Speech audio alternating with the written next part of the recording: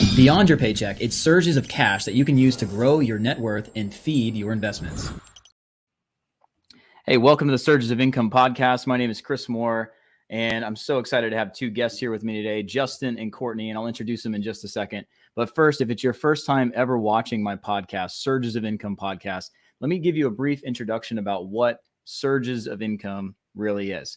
Surges of income is income outside your normal monthly recurring income that's not allocated towards your expenses and that's not getting hit in the mouth by cost of living and inflation. But instead, it's money that can come to you from really four primary ways. Number one, from the sale of a real estate property. Number two, the sale of a business. Number three, business profit distributions.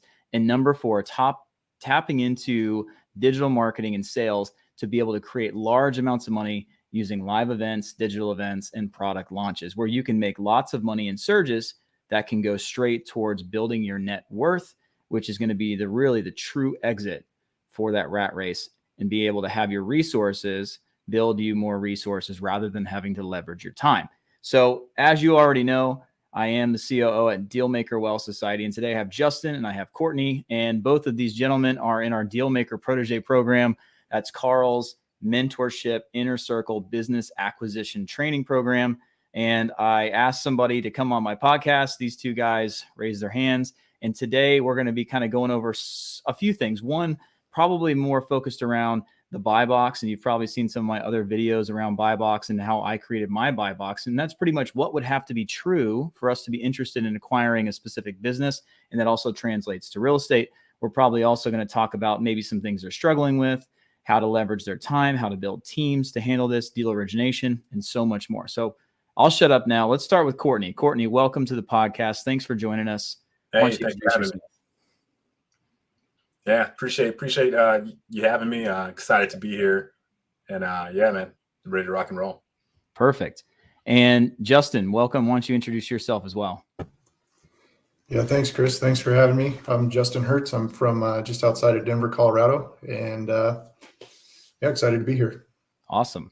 Well, brag on yourselves a little bit here, right? So, Justin, you're a real estate investor. You've been doing it for a couple of years now. You've got quite a few properties in your portfolio. Tell us a little bit about that. Yep, I started investing in real estate 4 or 5 years ago, getting into Airbnbs, and last year I kind of decided I wanted to get out of that rat race. We had sold one of our properties and we were able to turn that into a couple more. Was really looking to figure out how to scale my real estate portfolio. So I just dove deep into real estate and figured out kind of what I needed to do. And yeah, I guess it's been about 3 months ago, I left my W-2 job. I worked as a lineman working on power lines for 17 years, was in the electrical industry for 21 total. So. Wow. You were probably pretty tan, weren't you? I was tan all the time. I bet, man. Yeah, that's a tough gig. I can see why you're doing that. So let's go back to the real estate portfolio. So cashed in one of the Airbnbs, took that money and put it into buying multiple other properties. Are you still in like the long-term rental game, or you still have some Airbnbs, or what? We've got 2 Airbnbs still, and we just bought a campground in southern Colorado that we're renting out, and then we've got 2 long-term rentals. Wow. Are you doing the whole like Pace Morby subject to creative financing type stuff, or what programs were you a part of there? Yep. Me and my partner joined. My business partner joined Sub 2 like 8 months ago or something, and awesome. Yeah, it's been great. That's awesome, man. Yeah, Pace and I are hosting an event together next week in Newark, New Jersey, and he came in. He spoke at our event back in Tampa as well in February, and he's such an amazing guy. So that's so cool. I wish I had more time to focus on Sub 2 and that kind of stuff. I have one of my kind of silent real estate partners is kind of going through that course right now, and we're going to start investing together a little later. But I really think it's so cool how you can get into these real estate properties with no money out of pocket. And of course, I love that. And I love the translation over to businesses is what we do. It's the same exact strategy, right? And if you really think about subject to, I was on Pace Morby's podcast on his Sunday night thing a couple of weeks ago, and we were talking about the parallels between real estate and doing subject to and creative financing, and then businesses and doing the same thing. And subject to in business acquisitions, it's actually really interesting how it translates, but it's also different. You're not just taking over someone's loan like an EIDL loan or an SBA loan that they got back in the middle of COVID, but also subject to taking over their lease payments. You won't believe that some of these business owners, especially brick and mortar, could have a lease payment that's $200,000 a year. And part of the reason that they want to get out of their business to begin with is because the liability of having that lease and the landlord wanting them to sign another 3 to 5 year lease. I mean, they're signing their name next to $600 to $1 million of guaranteed out, even though it's not debt, it's future payments they have to make. So we've seen a lot of business owners literally hand the business over for free, even though it's doing fine, just to exit that liability, which is pretty wild. That's crazy. Yeah, you won't believe. And most businesses don't own their own buildings, they rent. So just kind of throwing that out there. But thanks for giving me an update there. I have an Airbnb. I have 3 long-term rentals at the moment. Had more in the past, but and I'm looking to buy some more. And the Airbnb game for me it's been cool, but my fatal error is it's only 1 mile from my house. That's the error. So at this point, I'm kind of tempted to manage myself, right? And then there's also not a really big Airbnb game here. So there's not a lot of people out there managing these type of properties. So it's okay. We have a lake house and it rents for about $400 a night, which isn't really all that great when you think about it's worth 1.4 million. So the carry costs on it and versus how much it rents per night, it's not really a big cash cow, maybe 25,000 a year in total net cash flow, which is good. But at the same time, when it's so close, I feel a little bit more attached to it rather than when somebody else is managing it from across the country. Yeah. So it's a little bit about my background, but good. So Courtney, let's talk about you for a minute. Also real estate. Yeah, I actually came over just like Justin from Sub 2 as well. So I was kind of ushered in with Abraham Gray and, went through the process. I had a pretty good end of 2022. Since then, we've picked up 2 Sub 2 properties, one in Kansas, one in Michigan. And I kind of got into the process of being a private money lender / gator, some of the things that you'll hear if you're interested in, the Sub 2 program and what PACE is doing over there. But it's been cool, man. Been learning a lot. We're getting into the process of trying to acquire more properties and being ushered into, Protege here working with you and Carl and the team. It's like, I want to get into businesses that create cash flow so that I can dump that cash flow into real estate and just keep the merry-go-round working, man. You know what I'm saying? I love it. The 2 deals you've done subject to this year, what are you doing with those properties? Are those rentals or Airbnbs? What are you doing with them? So the game plan is to wrap. The one in Kansas, we've had a little bit of issues with. So we'll either sell it to another investor or wrap it to a final buyer. When I say wrap, that means just kind of take the Sub 2 and sell it to an end buyer that may have trouble getting a traditional mortgage. So the first game plan for each of those is just to find a wrap buyer. The second game plan, and you always want to have that in the back pocket, is that there's enough cash flow spread on the long-term rental side for it to make sense. And fortunately, in both cases, those make sense. It's really interesting. I love hearing about all the different ways you can take one property and have the ability to monetize it and also bless others, because there's a lot of people out there that can't get traditional financing, and being able to do that type of reassigning the subject to over to them is really probably mind-blowing compared to if they go to a traditional mortgage officer or a bank, they're going to tell them there's no way you're getting financing. And there are so many different ways. The parallels between the subject to and the real estate creative financing, the business buying, like we talked about, is just uncanny. There's so many different ways out there to be able to do that. And we look at every business opportunity, every deal we get, every seller lead we get could be a potential opportunity, right? You could either buy it yourself, you could wholesale it, you could help them grow it using consulting for equity, then sell it and take a big part of the upside. You can help them grow it using a consulting for equity and then buy them out once it's more fundable by maybe a bank loan. There's ways to help them merge with another business and take a success fee or part ownership of that business, all from that one seller lead. So I think a lot of the translation is just being creative. At the end of the day, that every seller lead could potentially be a deal for you or a way for you to monetize that. But at the same time, that's a fatal flaw, that it's that ability to be creative can also slow you down, right? It also can get you very disorganized, and you could be going after every single deal trying to monetizing when you should just be letting it pass. So what I'd like to start with diving into, I think both of you, when I asked you for a little bit of an update on what's going on with you before we got on. Both of you may have a little bit of a struggle on really nailing down your buy box and your what we call deal specification. And I'd like to go through that one by one with you. And just for anyone listening to this, when you go through and you define your deal specification or your buy box for a business acquisition deal, there's several things that you need to keep in mind, right? Number one, you need to imagine that you're going to go to a lender, you're going to go to a private money lender, hard money, to a bank, angel investor, and they need to feel like you are going to be a safe pair of hands for this business. Not just from the seller feeling like you're a safe pair of hands, but the lender needs to as well. They need to know that you have the skill set, the experience, the background, or you can assemble a team that's going to make this a sure bet for them, something that's going to be almost impossible to fail. And that's why your personal experiences, your professional experiences, and your background and the skills and knowledge you have play really, really a big role into getting into the deal specification and buy box. Carl always says, stay in your lane. And that's for a reason. Imagine if you have a finance background like yourself, Courtney, and you want to go buy something like a mechanical engineering business. Like, there's no translation of skills there. And for somebody who's lending you money as well as somebody selling you the business, they can't say, wow, I feel like this person's going to really take care of this business, or I feel like this person's a safe bet and I want to bet on this person.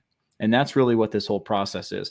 And I think in real estate, not as much of that is in play. It's a little bit more agnostic compared to in buying businesses. It has a lot more to do with it. So if we can start there, Courtney, I mean, you said you were struggling a little bit about what kind of business you should buy. Some of it because you were considering relocating kind of where you live. Yeah. So maybe buying more of a local business. Or, I mean, just tell me, where's your mind at right now? What are you struggling with there? Sure. No, yeah, I appreciate that, Chris. So yeah, part of it is location. Being in California, questioning whether, I've always heard the kind of idea that you want to buy at least your first business that you acquire not far from where you are, just in case if, things hit the fan, you're there, you're able to be on site and get to it on a daily basis. Obviously, I want to be an owner absentee, an owner investor. So not having to be there on a daily basis, but more so managing it from a distance with a general manager in place. So I'm thinking about that. So it's just kind of the dilemma of, do I want to relocate to an area and focus on buying a business in the area where I think I may be, but also not knowing where that area is, because I have a background in corporate finance. I'll probably be in corporate finance for maybe, foreseeable future while looking to be an entrepreneur. I've always been an entrepreneur outside of working a day job.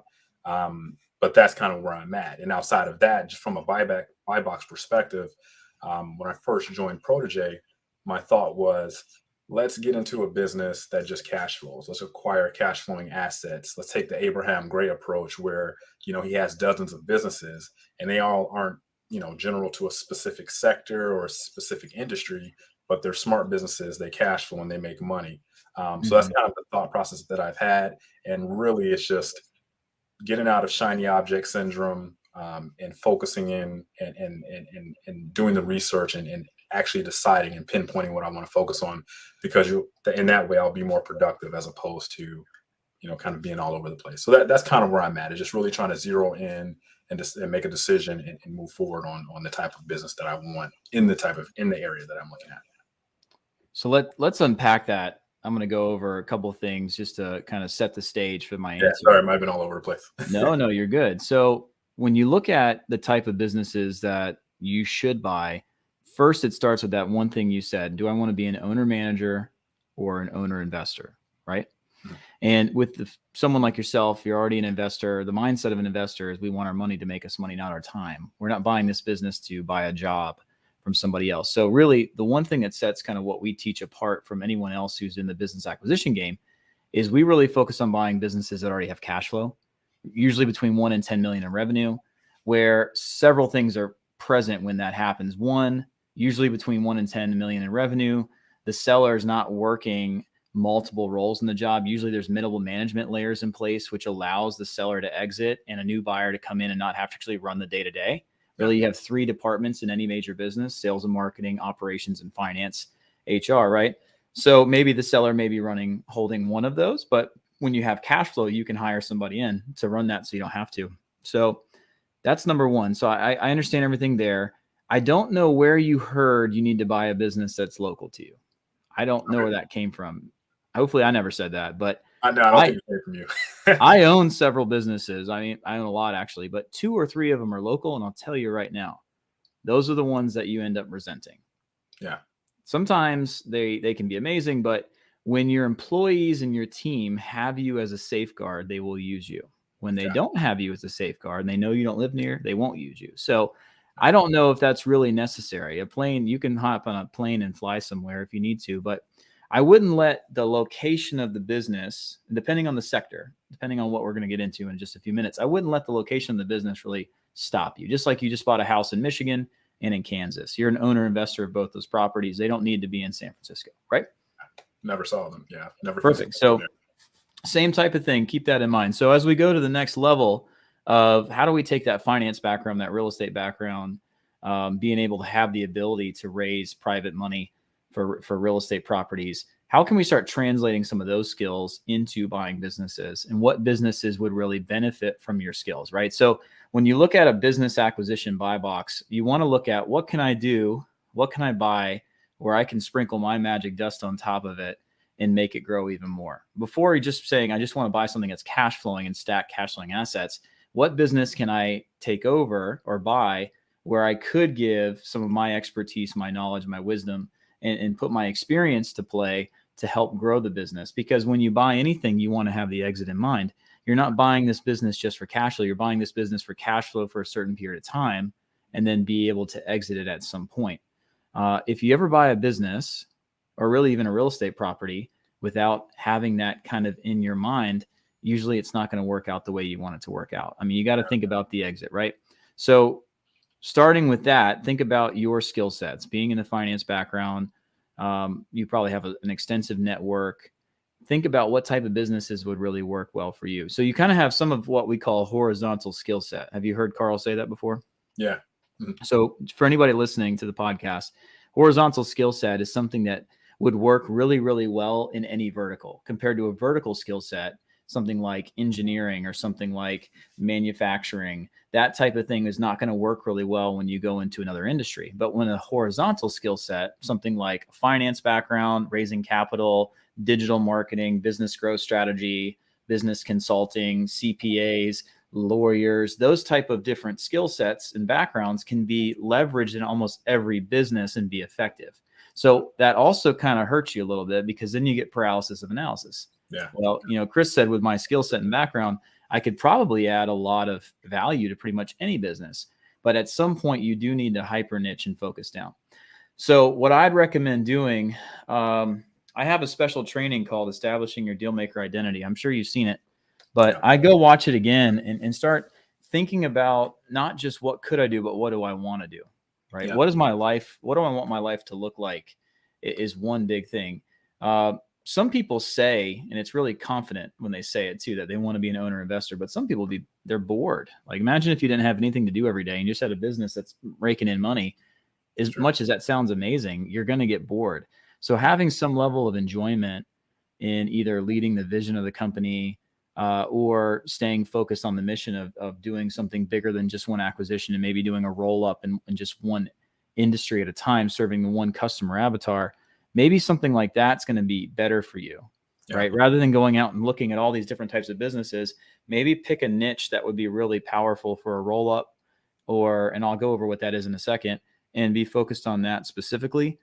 The other thing that I'd encourage you to do is I think talking to several people who have already closed deals inside our program and just simply asking them, how did they develop their buy box? That's a really powerful conversation. Not talking about you or what you do or what you're great at, but instead say, hey, I just wanted to hear a little bit from you about your journey and tell me, how did you come up with the deal specification of going after dentist office or going after home service companies, right?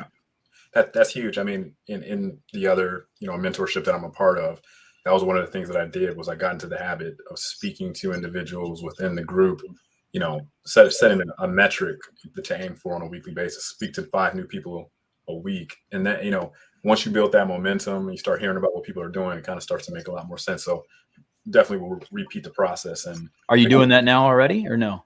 Yeah, I've kind of begun that process. Okay. I'm starting to ramp up. I've had a few conversations. Obviously, I'm a part of Team Viper, so go Team Viper if you're tuning in here. Is that Brian's team? Yeah, Brian's team. Yeah, he crushed it today on the red light, green light. Oh yeah, he did his thing. Yeah, really, really nice business that they have in play over there. And Yeah, Vegas, that was cool. a hot market. I've been looking in Vegas as well. So definitely doing that. People like Brian, people like Sean Bressler, and a lot of others. So we're gonna remain in the habit of there. And again, not have anxiety to feel like I need to get a deal done soon, but more so focus on refining a process that kind of filters out or filters in a deal that works for me. Yeah, for sure. And one more thing before we jump to Justin on that. There's so many different right paths. There's so many ways you can go, right? Your first deal can be something you get it done, you get it out of the way, and then you have a lot more confidence and you go after the next one. That first deal could be a consulting for equity deal. It can be a much smaller business. It could be one that you joined in with 3 or 4 or even one more person from the group and did a business deal with them as a partner just to kind of check that box and get it out of the way. It could be that. It could be doing a deal just so you can see the entire process and have more confidence moving forward and have some wisdom from the perspective of what you went through so you can make better decisions throughout the next one.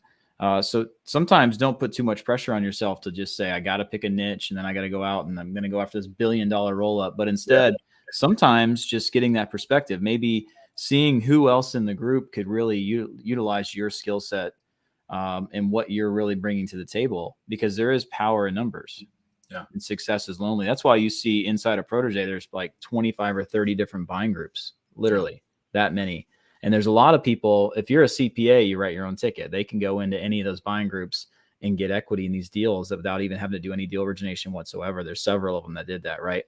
If you have the ability to raise capital and you have the ability and the network of private equity funds and angel investors and family offices that will back you in any business that you bring them, or maybe you have all these people that you already have in your network that said, hey, go find me these type of businesses. We'll invest in them right now.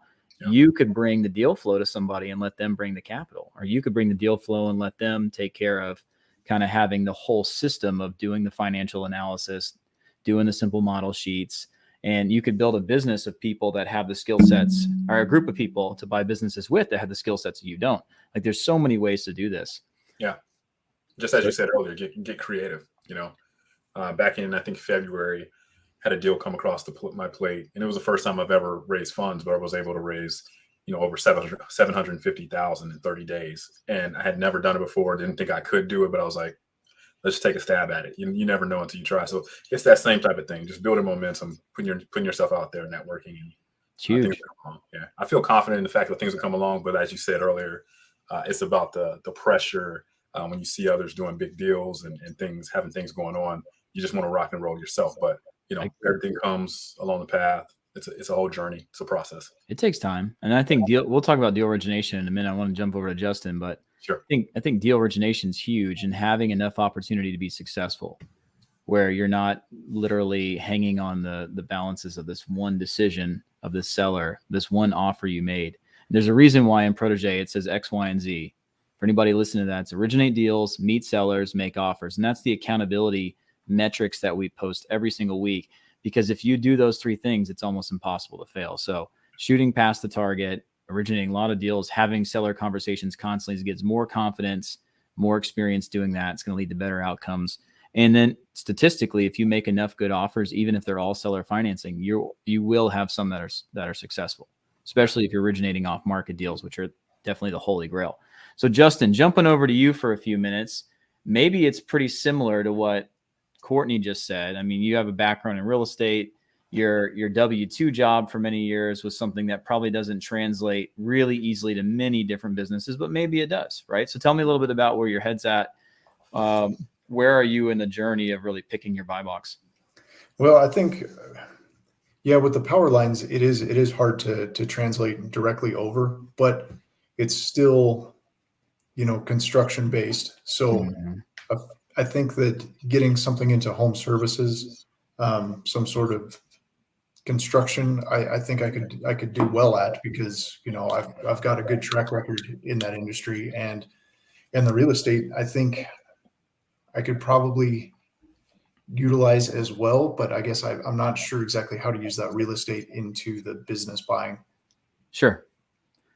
Well, let's dive into that for just a second. Home services is awesome. I love service-based businesses over product-based businesses because they don't have a cost of goods sold.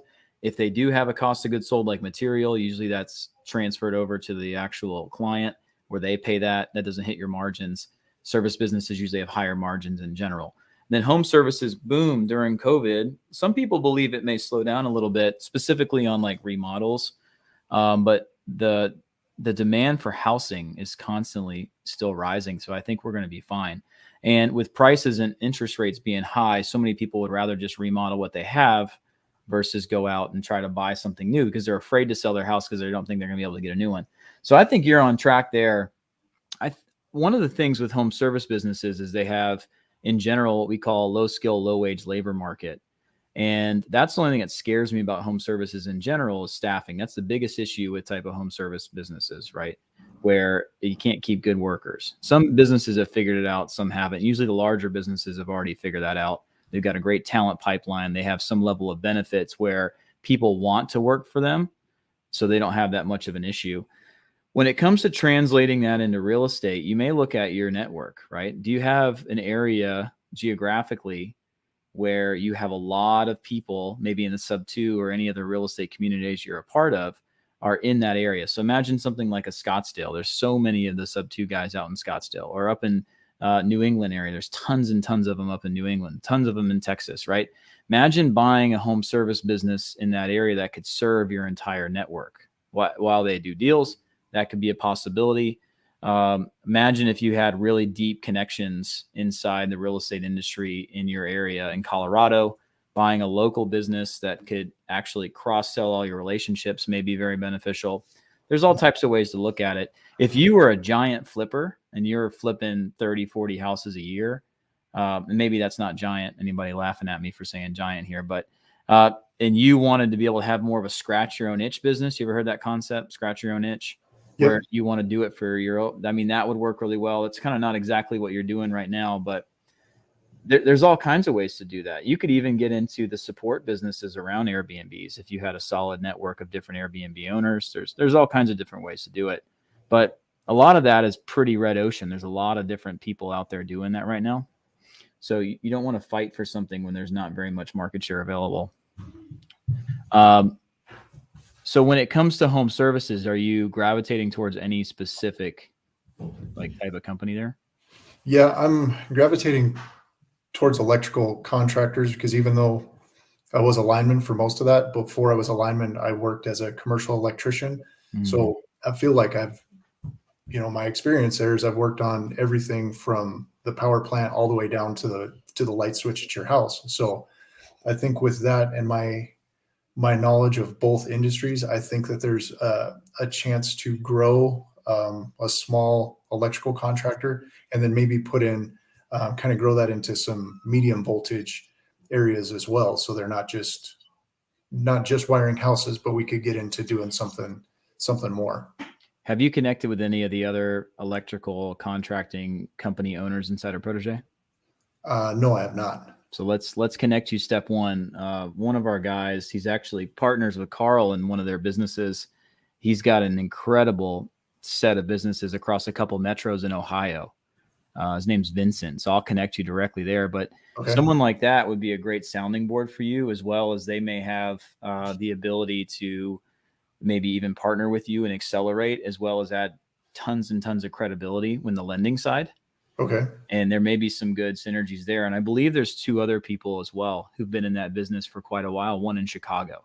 So remind me, without giving out everybody's identity on this podcast, I'll connect you directly with them. But one of the biggest strengths of our network is the fact that there's probably somebody already else going after the exact same thing you are, or somebody who has credibility or capital and expertise and more connections than you do that may be wonderful to work with. And if you just brought them deal flow, and you may be able to accelerate the number of deals you can do and accelerate how long it takes you to get it done, right? So if you could go out and deploy an off-market strategy going towards aging or retiring electrical contracting companies, residential or commercial, and start bringing this deal flow to this other gentleman I'm referencing, there may be some great opportunities to work together. And even on your first deal, not putting a ring on his finger, but working with him on one deal, seeing how it works and be able to really accelerate the process. Yeah. I love that. I'm actually working on originating deal flow off market electrical contractors right now. Perfect. So let me get you connected with Vincent, and he's really solid dude, really smart. And what I sat down with him in Tampa for dinner, and I got to learn a little bit more about the way his head works and his brain. And he's got, it's literally system and process designed all the way through the entire business, from all the way from the customer experience to the sales system to the way that the dispatching works, as well as he was telling me a little bit about his talent recruitment funnel. So he always has people coming in so that that problem doesn't exist with employees. So either way, it's somebody I like to just be around really smart people who are already doing what I want to do. So to me, that would be a great connection for you. Yes, that's amazing. Thanks. Yeah, absolutely. Outside of electrical contractors, that type of business is something where if you try to look at a bigger level, rather than taking one company and expanding it over time, instead you want to do roll-ups or bolt-ons where you're putting multiple companies together and raising the EBITDA and really the multiple of what you could sell it for later. Those type of things they call them single silo businesses, where it probably works better if you're in a certain region, certain state, certain geographic area. Otherwise, it's kind of compartmentalized, and you don't have the ability to leverage and have the ability to cross sell as often in the area, or be able to have the cost synergies of having one individual handling a lot of your dispatching, one individual managing all of your different locations, compared to the other type of bolt-on or roll up in that area is getting market share for all the different services that same consumer touches. And that's different between residential and commercial. But I would think about that too. And kind of like, what happens if I do buy an electrical contracting business? Am I just going to try to grow it and just be happy with that? Or maybe do one or two bolt-ons a little later, maybe buy an HVAC company, maybe buy a plumbing company?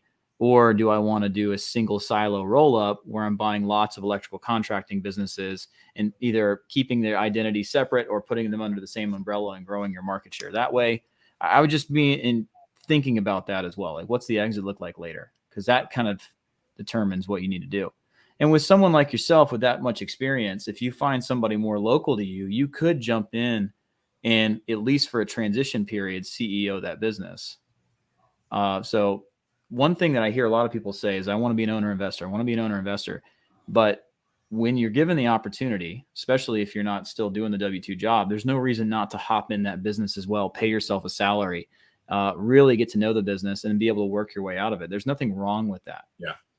So that's something that I do. Every one of the deals that I do that's big, when I take over like a consulting for equity type deal, I always work in the business for a certain period of time. Even I bought the bowling alley with Carl. I literally was there every night for 30 days and I did the full seller transition period. I got my GM. I was there every single day. I didn't just say, nope, I'm only an owner investor. I'm not digging in and getting dirty. Courtney, you buy a business in LA, you can go down to LA for a couple of weeks. Yeah. But that it's a temporary period, but why not get paid? Yeah. There's definitely, you should consider that there's definitely work involved and you got to get to know your business. Yep. And for me, I'm 37. I want to work. I love working. So when I take over a business or I buy one or do consulting for equity, I actually make myself a role and I get in there and I have certain parameters of how much I want to get paid. And I make that as part of the deal. For me, I just helps me stay aligned with it. I have businesses that don't pay me anything. I have 2 or 3 of them that are smaller, more retail, local businesses, entertainment and fitness.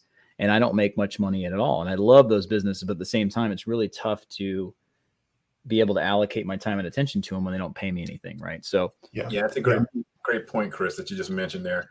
Both of those are, if you were to ask me, what do I enjoy the most? Entertainment and fitness.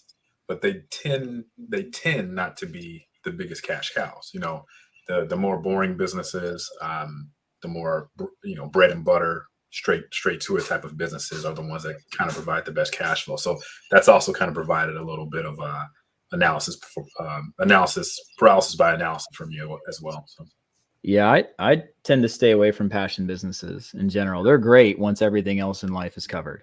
Yeah. When you're mission over money and money doesn't matter anymore, but when you need to make money, and you're not going to be the operator, those smaller businesses don't have much meat left over. Like there's only so much you can slice the pie, right? So I own half the gym, and my other partners paid themselves and made a living, and it was a wonderful gym. We've helped so many people. But over time, when something has to win, something has to lose, it's really tough to allocate focus and attention towards something that doesn't pay you. And passion businesses are great until you're no longer passionate about it. Does that make sense? So once you get like on American Ninja Warrior and you fall and break your hand to pieces and you can't do it anymore, how do you get excited about your Ninja Warrior gym? You love the impact it's making, but it's tough to stay excited about it. So just some thoughts. Yeah. So Justin, back to you real quick. Besides electrical contracting, is there anything else that you feel like your skill sets, your knowledge, experience would lend well towards in the home service space?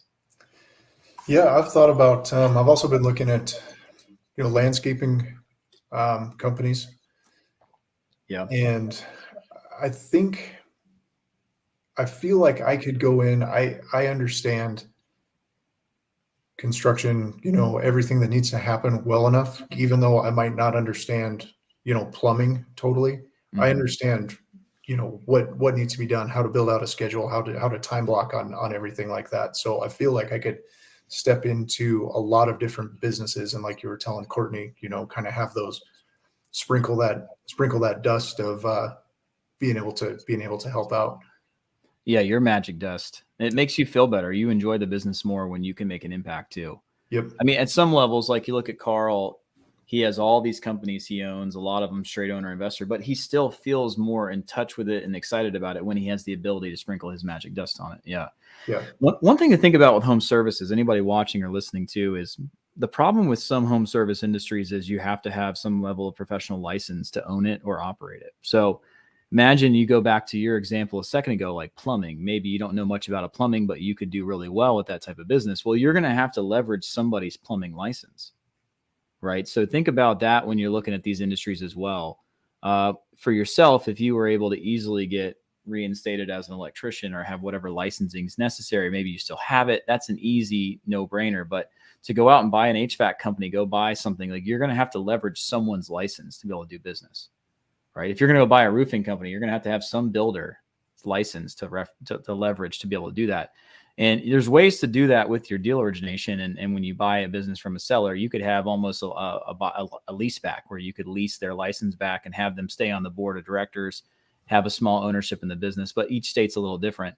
The other thing with home service businesses to keep it like your mind around and be aware of is there's really two different types. There's one that there's no decision needed, period, to make a transaction, compared to two, you need to really have to make this decision as a consumer to make this happen. Let me give you an example. If you're selling windows and doors, if your windows are broken in a house and there was a hurricane, you're going to fix them. You don't even think about it. Your septic tank's broken, you're going to fix it. You can't live without it. If your HVAC's broken, you're going to fix it. You live in Florida, it's going to happen. Maybe not in San Francisco, right? But in other states, like it's going to happen. You're going to fix it. But do you really need to go and have that spray foam insulation done? It's $3,800. It's going to save me $100 a month on my heat and air bills. What they told me, there's a 38-month break-even period.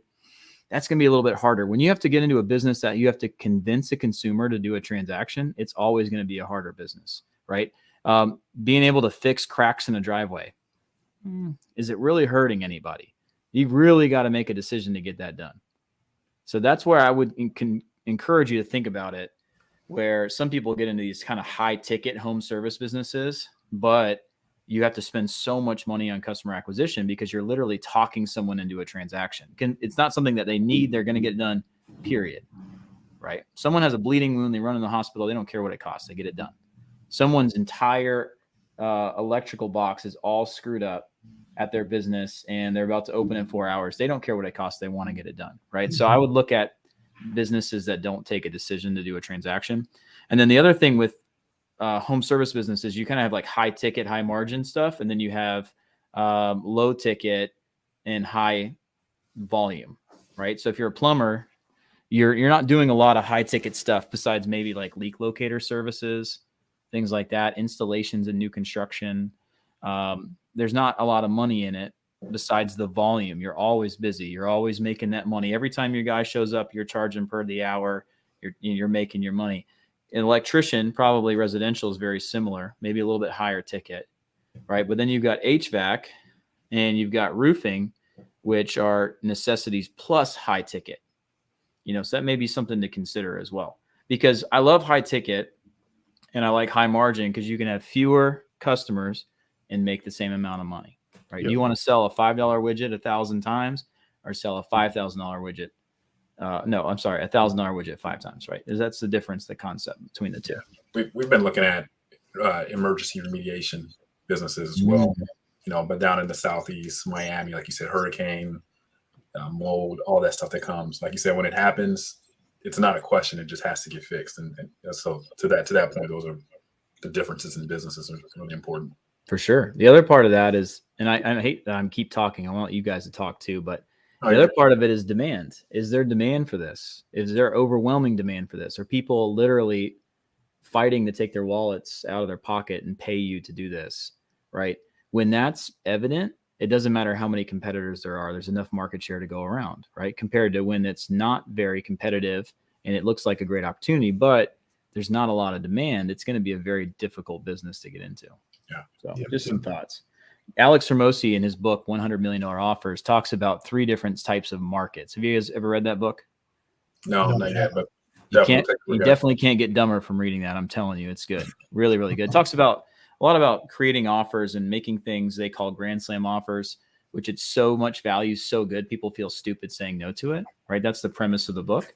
But he also talks about good, great, and bad markets in that book, right? He said a bad market is when the demand is going down and the competition is either staying flat or going up, right? So there's fewer people wanting it, yet your competition, the number of businesses that you're competing with are the same or it's rising.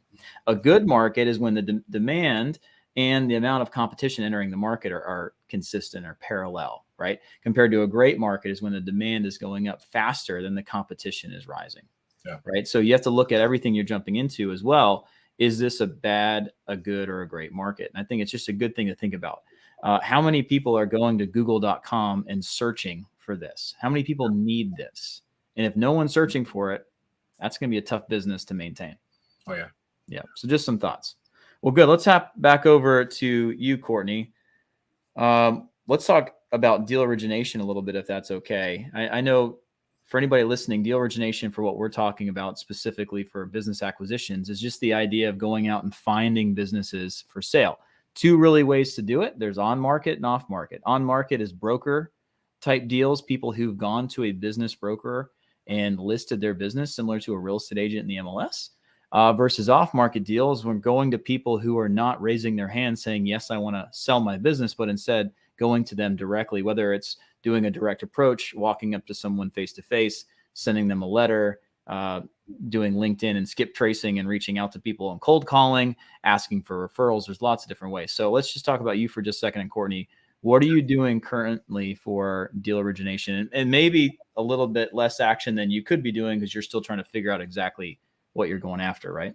Yeah, no, 100%. Yeah, it's so for me, I started out just kind of, going full speed ahead with direct outreach. So direct outreach, mailing out letters to directly to business owners, that you've researched and kind of cold call, not cold call, but kind of found their information via the internet and other means. So I was going full speed with that, mailing out anywhere from 50 to 60 letters per week. And then that's when I kind of got into the mode of, are these the businesses that I really want to buy? Because again, they were focused toward car washes, laundromats, and things of that nature, which are a little bit lower ticket, but they're also simple businesses. So it just kind of depends. So that's where I kind of hit the pause button, looked at my buy box, began to redefine, what I want, what I'm thinking about, the region that I want to buy in. And I got back to looking at brokers as well. So right now I'm simultaneously, say for every 5 direct letters that I mail out, I'm looking at 1 broker opportunity. So that way I can kind of have this somewhat of a balance between looking at new things in the market and getting ideas while also kind of maintaining productivity and not just kind of sitting on my hands, if you will. So that's the way I kind of. So with that activity, what productivity is coming from that? Are you having consistent calls or sellers respond to you? What kind of response rate are you getting from the letters? Sure. So one of the metrics that I found, I think the last time I tracked it probably was about like 18%. So I maybe one or two letters from a direct outreach standpoint, one or two business owners are getting back to me. A lot of the times they're, not necessarily the most affluent business owner when you're talking about these type of businesses. So their thoughts are they just kind of want to get off of this. They're a little bit older in age. They're, just ready to be done, but they have really no idea where their value is for their business. And to be honest, those are the type of people that you want to reach out to and get in contact with. And then on the broker side, it's just, since the numbers are already available when you work with a broker, looking at those deals and looking at, where the EBITDA has been for the last, 3 or 4 years running, and then kind of taking it from there. So it's kind of, obviously developing that filter process to get it down to a business that really looks good for you. So the ones you're having conversations with, maybe not so affluent, but they're tired, they're of retirement age, etc. Any traction with those whatsoever? Not yet. So okay. I've had probably 7 conversations, 7 or 8 direct conversations, but I've probably had over a dozen, maybe close to 20 that have actually responded out of all the letters. I've probably mailed out nearly 100 letters at this point. Sure. So it's solid results, but again, I'm not, just jumping off the porch with and being excited about, someone reached out to me. I'm taking you and Carl's information and really applying it and really digging into the numbers, having the conversations, developing a MUD score and just kind of taking it from that perspective. MUD score, MUD, motivation, urgency, distress. Anybody listening or watching, just so I can clarify that. I want you to just suspend reality for a second. Let's just say you're a salesperson, right? Yeah. And you looked at your pipeline, the number of opportunities you've had. Let's say you've sent out activities of 200 letters. You've had 40 responses. You've had 7 phone calls with people, right? If I was teaching you in a sales relationship, I would be breaking it down to the different levels of conversion, right? So the first thing is, of the people I reach out to, how many am I actually making contact with? That's your first conversion rate. The second one is how many people are actually responding. That's your response rate, right? Your third one is, of the people responding, how many can you actually get an appointment with? That's the third conversion rate. The fourth one is how many people you've set appointments with actually show up and you are actually able to make some level of communication with them, whether it's on the phone or whether it's Zoom or in person. And then the fifth level of conversion for what we're talking about is how many people are actually moving forward with the LOI, right? Yeah. So if I broke it down, usually when I hear things like I sent this many letters out, I had this many people respond, I had this many conversations, and that didn't really lead to anything, I'd like to just break it down and find out what happened and where is the breakdown, right? So the understanding of an 18% conversion rate or even response rates really, really good for letters. That's solid. So the second thing is, let's not try to solve that problem. Second one is, you had 20 people respond. You only had 7 of them on the phone, right? So I think part of understanding the first level of how we can dive in and make this stronger is maybe, what does that process look like? Right? When people respond, what do you do? What's the next step? So tell me a little bit about that. Yeah, for sure. So they respond to the letter. I may get a phone call or an email back because both my contact information is in the letter. From there, look to jump on a quick phone call with them and just get an understanding of, who they are, get more, set the stage for building rapport. Okay. Because obviously when you're dealing with direct outreach, people aren't just going to send you their financials after maybe the first initial conversation. It would be amazing if that were the case. You could work a little bit faster, but it takes work. It takes some time to build rapport, to ask questions. And I think out of the 7 conversations that I've had, if I were to estimate, maybe 1 or 2 people are probably at the point where they're, ready to receive an LOI or, allow me to dig into their financials, while the others is just possible tire kickers, wanting to know more about me, wanting to get an idea of what my thoughts are on the valuation of their business. And I'm like, I just can't spot check it.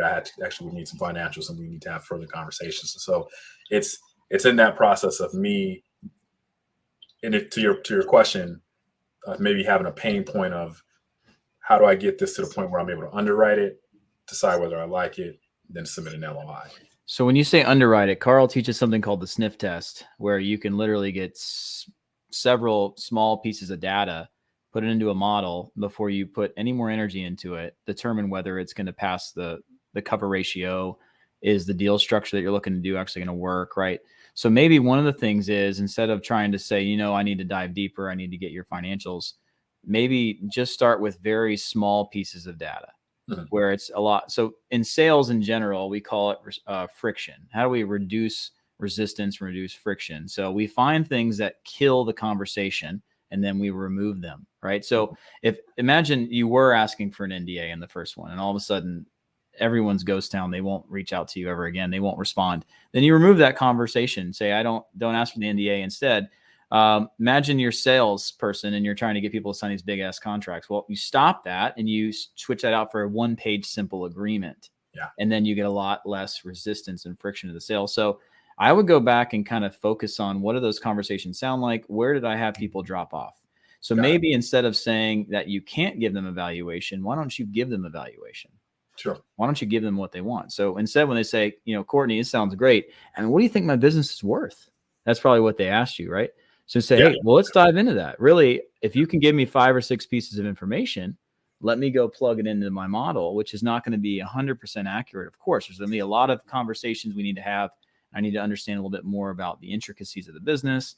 What's your current level of involvement? What's your current role in the business, etc. But for now, at least we can start there. It's great. So I just need 5 pieces of data. If you can just get those 5 pieces of data, set up the next appointment and come back, what you're also doing is allowing them to kind of stew in that. They're thinking about it now. Now it's in their mind, and you help them. So I call something the advocate shift. Have you ever heard of that before? I made it up, so you probably haven't. But the idea of it is, there's a way in conversations where you can take someone and turn yourself into their advocate, and you get so much more buy-in, right? Yeah. When you can shift the conversation towards, I'm helping somebody, and especially when it's an educational focused conversation, you can really get their buy-in, right? One of the things I like to ask sellers on the first call, especially if valuation comes up, is I don't answer questions to begin with. That's one of the things you learn in sales. I don't answer questions. I ask questions. Yeah. So when someone asks me a question, I turn around and ask it back to them in a different way. So if you said, hey, Courtney, I don't even know what my business is worth. What do you think my business is worth? I'd stop and say, well, tell me, what do you know about business valuation?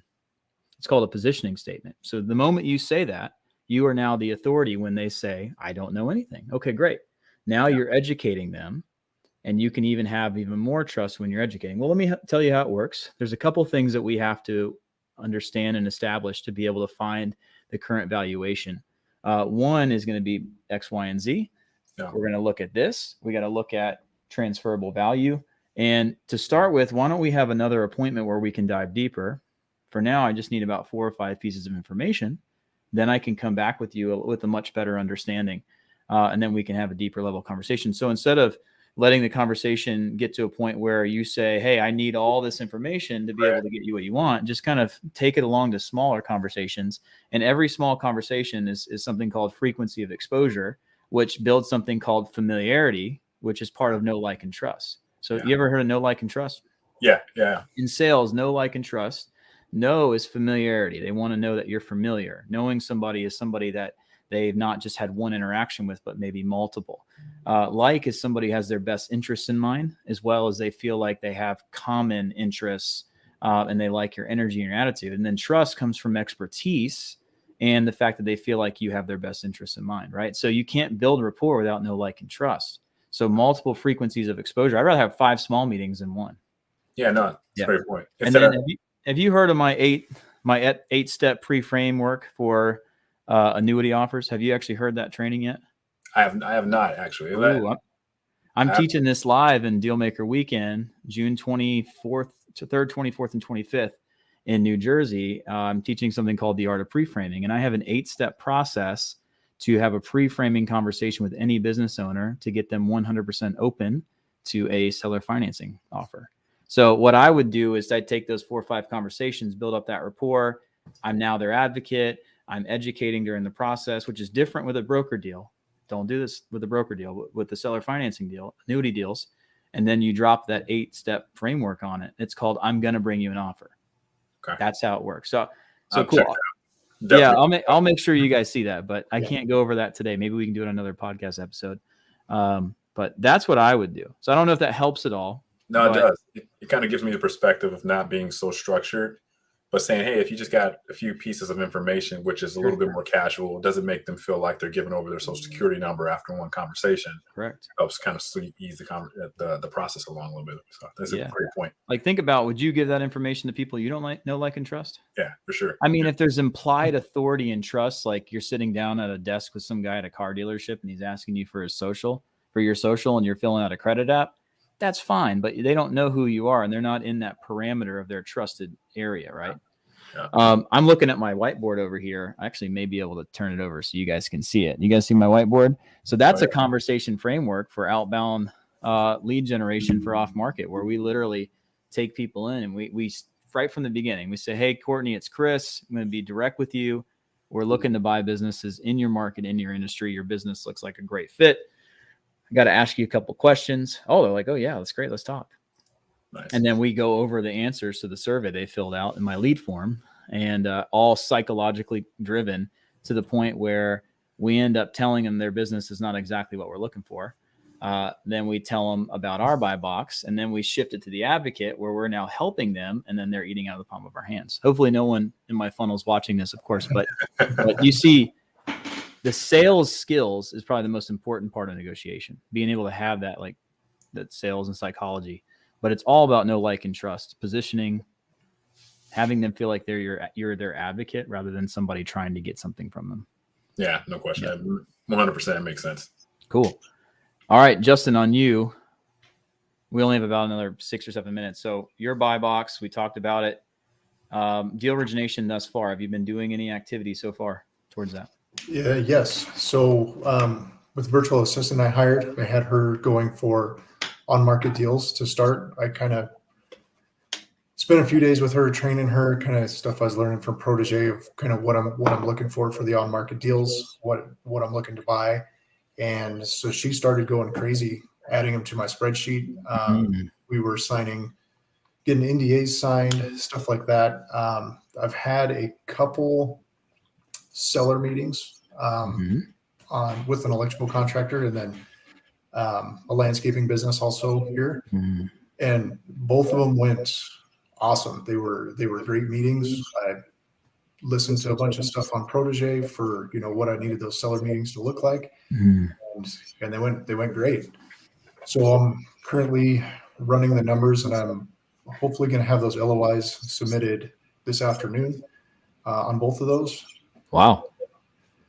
I want to, the broker deals are cool. I'm definitely going to stick with them, but I've also gone through some of the training from Protege and started researching how to do the off-market stuff. So I've been training her the past couple of days of how to kind of skip trace all those. So we've got a list of 60 local businesses that all kind of hit that retirement age type stuff.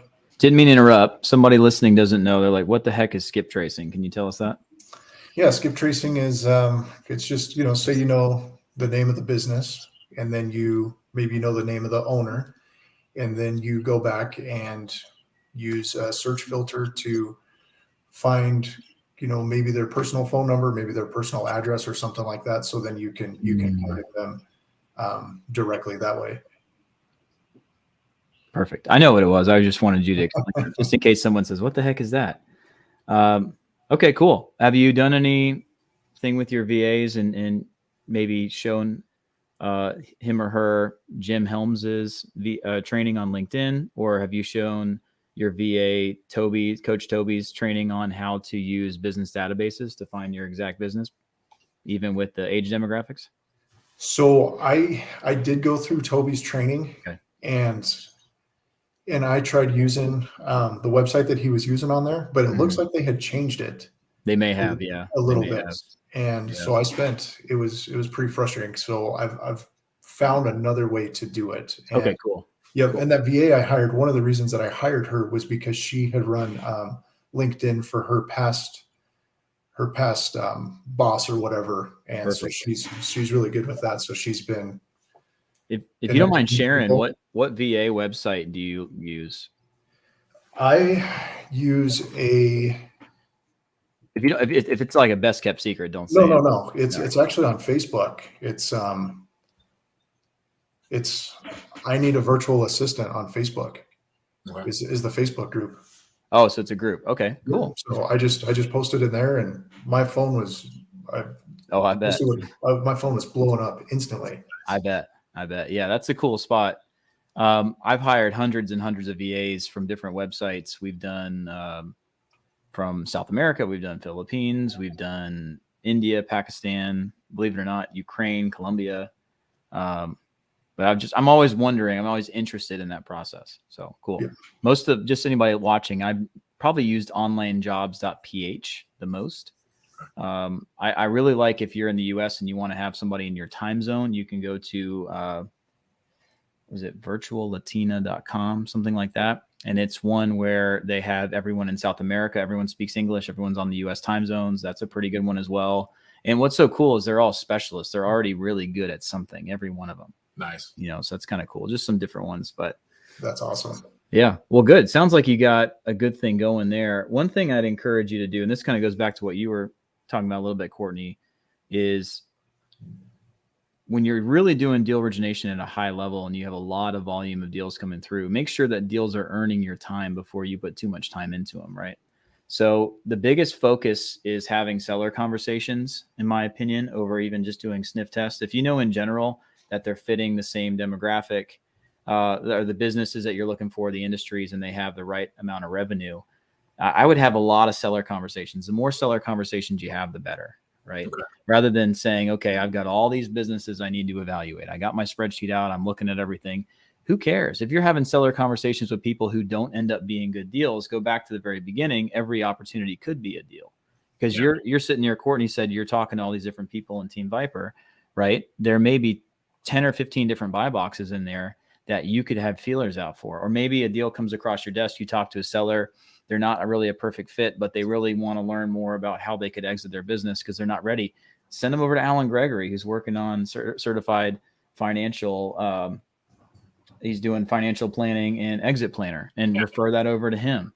Or if you know somebody else that may be perfect for that, maybe that's their skill set and they're looking for consulting for equity in underdeveloped businesses, refer it over to them. So for me, I'd have as many seller conversations as humanly possible. I disconnect from the result a little bit. I'm not needing all these deals, but instead in sales, we call it the doctor-patient method. Mm-hmm. I'm not sure if you've heard that, but you go in as a salesperson, as a doctor, and you don't just write prescriptions without asking, where's it hurt? How long's it hurt? What have you tried to fix this? What else is happening? And you want to be able to take care of the person you're talking to. So when you go into seller conversations with a servant's heart, when you're not looking to take advantage of people or just buy their business, but instead try to understand their business, understand what they're going through, and try to help find a solution, whether that's me buying your business or not, I'm here to help. That's the advocate shift I just told you about. And when you approach conversations like that, Justin, you're a super empathetic guy.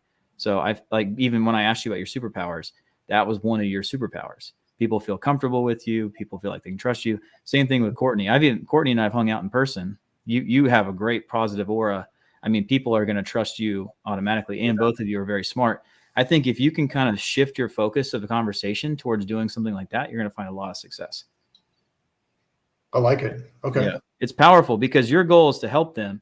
If they truly want to sell, even if it's not a good fit for me, you're going to walk away from our conversations with more knowledge, and I have people I can connect you with. Just some thoughts. But the more seller conversations you have, the more businesses you'll buy. That's a great point. Yeah. So I would focus on that. I mean, imagine if you're looking at 1,000 real estate deals a day. You don't look at them longer than 12 seconds. And the ones that have certain criteria get more of your time, right? So for you, Justin, you got a VA doing it. Your VA's doing all this stuff. You may take it to the next level and be able to say, okay, my only goal here is seller conversations, and get really, really, really good at them. If you have 2 seller conversations a day for a month, that's 60, or even working days, 50 of them. You're going to have so much more knowledge. And every seller conversation you go through, it's just, you get that much better at it. Yeah. You develop a process compared to being picky and only having a couple of seller conversations. I only want to talk to people who are perfect businesses. You're not going to sharpen your axe fast enough. Right. Yeah. Yeah. You think of like Dan. You guys know Dan in our group? Giordano? Yeah. Like Dan probably talks to the seller every 12 minutes. You think he's good at talking to sellers? He's crushed. He's amazing. Jim, the same way. There's tons of them. Jeremy talks to sellers all day long. Jared, who shares an office with me, literally talks to sellers all day long. They know exactly what to say just from repetition. So just some thoughts. Yeah. Well, if I could help either one of you in any way leaving this call today, besides Justin, we're going to get you a connection that we talked about. Courtney, I don't know if you already have. do you want any connections specifically that I can help make for you? And you can message me directly if you want. That's fine. Yeah, we can definitely talk offline. I'll just continue to network with individuals, and once I kind of hone in on my exact buy box, I'll definitely have conversations with those who are kind of leading the charge in that area. Let somebody else's perspective help build your perspective. That's what I like to do. Like, tell me about why you did that. Why'd you choose that? What have you done in the past that you'd never do again? Like, what businesses do you want to stay away from? And just learn from other people's experience, I think, is be huge. But is there anything, my question still stands, is there anything I can do for you right now before we end this that maybe somebody else can benefit from? Any questions you want to ask, anything at all? No, I feel pretty good. I feel like you've helped a ton just on this call itself, outside of just the other conversations we've had. And yeah, for me, it's just about getting back to work and keep you updated on what's going on, and networking with other individuals in the group. So, well, let me know if there's any way I can help you at all. I'm here for you. I appreciate you just being here and being open. And even though you're not seeing tons and tons of live people watching us on YouTube, this is going to be syndicated out through Spotify, iTunes, like all of that. So I'm hoping that what you're dealing with in deal origination and buy box, somebody else is also dealing with that. And maybe some of the advice that we talked about can help somebody else. So perfect. Justin, anything from you? No, you answered. I was going to ask you what I should do with all those leads that I had, but you answered that question. I need to start getting on the phone with them. So I know how to transition from there. I think that's wise. I think getting on the phone with people and just going through the reps is huge. And you won't believe what you'll learn from just those repetitions, right? You may say, oh, wow, 1 of every 5 people I talk to is actually prepared to sell. The other 4 are at some level not prepared. And the reason why is because when you're going off market, a lot of those people haven't really been considering that for a long time. So you may be able to develop a system that you could even sell or give to other people one day and help other people, because I've had so many seller conversations. I dealt with so many people who weren't quite ready yet. Here's the educational conversation process I went through. Here's how I built excellent rapport.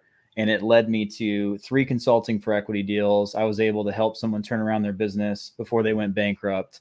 And I bought 2 other companies. That could be 1 year later, just from having more activity rather than specific activity, right? Yeah, that makes sense. And then the more conversations you have, you can figure out your KPIs and say, okay, I need to send out this many letters. So this should give me this many phone calls. Out of this many phone calls is going to lead to this many LOIs, and this is how many is going to close. So then you can just duplicate that and just move on that way.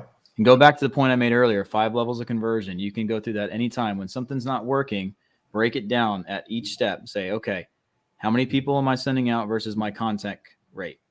How many people am I actually getting responses from? How many people that I'm getting responses from am I able to get an appointment? And then start focusing on just that one thing, right? If you're noticing that you're getting responses and not getting appointments, change the way that you're responding to people and test new things until it's working. Go back and ask everyone you can find on Protege. When you get someone who responds to a letter, what are the 3 or 4 things you do that work the best to get somebody on the phone? Have you asked that question specifically, Courtney? If you have, ask it to 10 more people. Like you can go to Mona and say, all right, you guys are doing letters for so many people. Who is the most successful with it? And then go right to them and ask them, what's your secret to being able to get a higher response rate? And then once people respond, how are you getting them on the phone? And if you just go learn very specifically, not the whole process, just that one part, then all of a sudden you can drastically increase the number of conversations you're having just from that one little thing. But look to see where things are breaking down and like tackle it there. So no question. Yeah. Awesome. Yeah. All right, everybody. Well, thanks for being here. Surges of Income podcast. This is actually episode number 8. I've been wanting to do this for a long time. I've been behind the scenes for many, many years, running businesses and growing businesses. And it's fun to be out and helping people. And I'm hoping a lot of people get to watch this. If you're thinking about business acquisition, maybe you're in real estate, maybe you're an investor, maybe you're in the markets. Not many people left in there playing around, right? But maybe you want to get into business acquisitions and you want to tap into surges of income.